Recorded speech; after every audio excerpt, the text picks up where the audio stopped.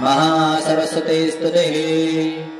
शुक्लां ब्रह्म विचार सार परमाम् आद्यां जगद्व्यापिनी वीणा पुस्तकधारिणीम् अभयदाम् जाड्यान्धकारापहाम् हस्ते स्फाटिकमालिका विदधति पद्मासने संस्थिताम्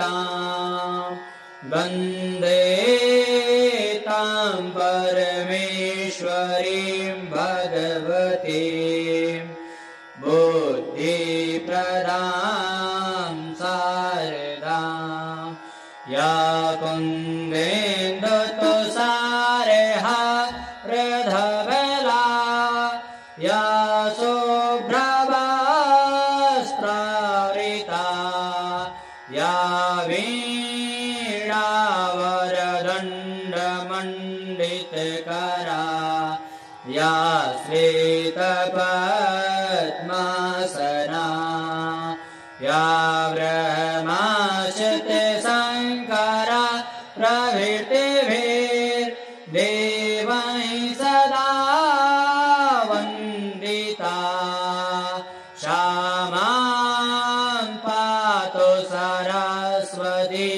भगवती निःशेषजाड्यापहा वीणाधरे विपुलमङ्गलदानशीले भक्तार्तिनाशिनि विरञ्चि हरीश वन्दे कीर्तिप्रदे किलमनोरथदे